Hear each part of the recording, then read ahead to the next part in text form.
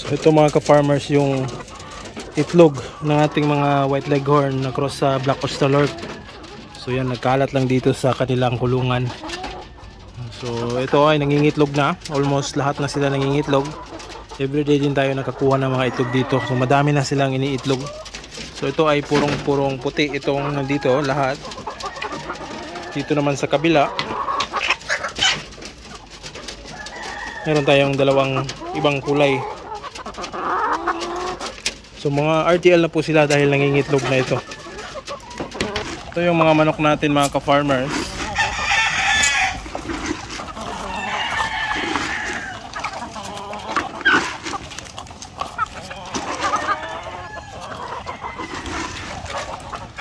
So yun yung iba.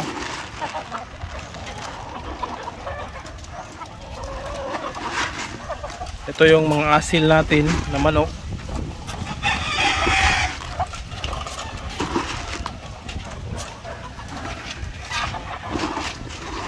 Ito yung game fall natin. So yun yung iba.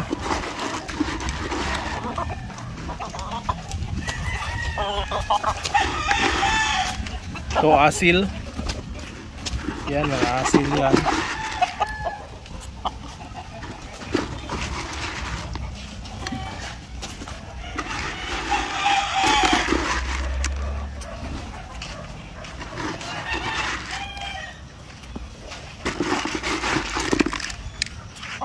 Mga farmers, yung mga itlog natin na nakolekta noong mga nakaraang araw, yung i-incubate natin sana ay hindi na matutuloy sa pag-incubate. So sayang mga ka-farmers dahil yun yung nangyari. So ang nangyari kasi mga ka-farmers, meron na akong natipon o nakolekta ng mga itlog na para incubate sana sa incubator natin. So kaso mga ka-farmers, dumaan yung problema. So ang problema mga ka-farmers, namatay yung tiyahin ko dito sa yung inaalagaan ko. Kaya hindi na ako nakapag-incubate ng mga itlog dahil na busy na rin ako dito. So ngayon, kahapon, isang araw na libing na yung auntie ko. So baka sa mga susunod na linggo na lang ako ulit magbe-breeding. So yun ang nangyari, yung mga itlog na nakolekta natin ay binenta ko na lang. So for table eggs dahil para mapakinabangan natin. So wala naman agad bibili ng mga fertile eggs kaya binenta ko na lang ito for table eggs at na benta natin lahat yung mga itlog.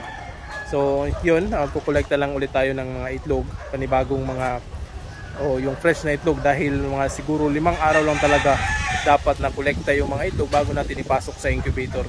So hindi natin paabutin ng mahabang araw tulad ng 10 days dahil baka konti lang yung mapipisa. So magkukolekta lang ulit tayo ng panibagong mga itlog dito sa breeding natin. So tamang-tama din mga ka-farmers dahil hindi pa natin napalitan ito. So yung rooster na ipapalit natin dyan ay panibago. So suitable talaga sa pagbe-breeding natin. Ito, papalitan natin yan ng rooster. Ito, pwede din natin yung palitan. Itong dalawa dito mga ka-farmers, yung black australorp natin.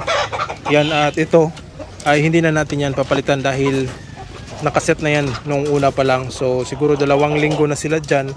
Yung magiging mga itlog nila ay fertile na. So pwede na nating simulang kunin yan at ipunin para mag-incubate tayo. So ang papalitan lang natin ng rooster ay siguro ito, upgraded native, ito at saka itong mga white leghorn natin. Yan. So ito yung ipapalit natin na rooster dyan. Yan, barred rock. Ito rin, kukunin din natin itong Rhode Island Red, papalitan natin ng ibang rooster. So yan, ang mga available na rooster natin dito. Ito, pwede natin itong ilagay sa mga white leghorn para makapag-produce ng yung upgraded native chicken. Dito naman, ito yung Rhode Island Red natin na rooster, pwede din natin yung gamitin. Ito, Rhode Island Red na rooster, pwede yan. Ito, for upgraded native chicken, yan, mga asil, tsaka yan. Dahil marami tayong rooster dito mga ka-farmers, hindi tayo magproblema kung magpapalit tayo ng rooster na pwede natin ipahinga. Meron agad tayong pwedeng ipalit. So yun ang kagandahan dito, kung meron kang reserva na mga rooster, ay pwedeng agad-agad mo lang papalitan. Hindi ka na maghihintay ng 1 linggo, 2 linggo para pahingahin yung rooster na ginagamit mo. Ang kagandahan dito, pwede mo lang agad palitan, at yung nakasalang doon sa breeding pen, pwede mo lang kunin yun at ipahinga ng ilang mga linggo, kahit ilang buwan, dahil meron ka namang pwedeng ipalit na ibang rooster. So yun ang kagandahan dito mga ka-farmers. So itong isang balde mga ka-farmers ay kayang ubusin dito sa mga manok natin. Ito kulang pa nga ito, bali mga 2 ganito yung maubos nila. Yan, yung ibang mga kulungan doon sa unahan. Lahat ng manok dito, mga siguro 1.5 balde yung maubos nila sa isang kainan.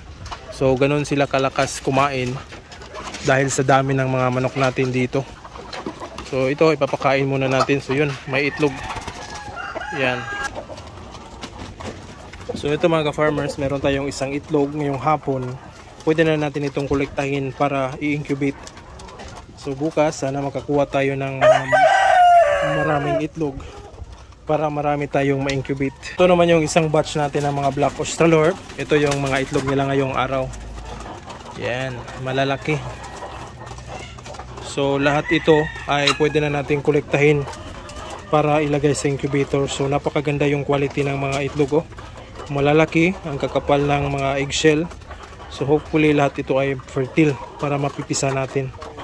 Alright. So dito naman mga ka-farmers ay 3 na yung naglilimlim.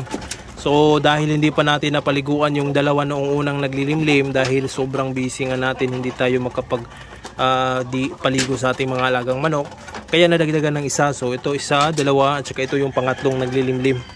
So dito meron pa rin tayong makukuhang mga itlog. Yan. So yung naglilimlim ay hindi na yan nangingitlog. So kailangan pa rin natin yung paliguan at purgahin. So ito, isa ngayong hapon. Kaninang umaga meron namang 2. Dito naman sa barred rock natin, ito yung mga itlog nila. So minsan kasi tinutukan nila yung kanilang mga itlog. So ang mga abutan ko na lang dito ay yung shell ng mga itlog. So ito yung itlog nila ngayong araw.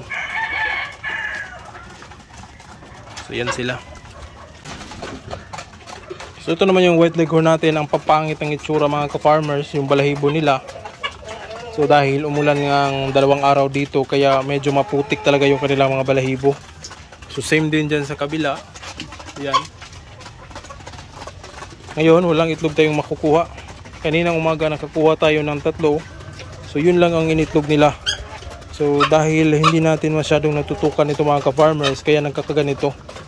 So minsan kasi hindi ko malagyan agad ng tubig, kaya yung mga itlog o pangingitlog nila ay nagkakandilitsi-litsi. So hindi lahat ng mga manok dito ay nangingitlog araw-araw sa ngayong panahon dahil hindi natutukan natin ito ng maayos.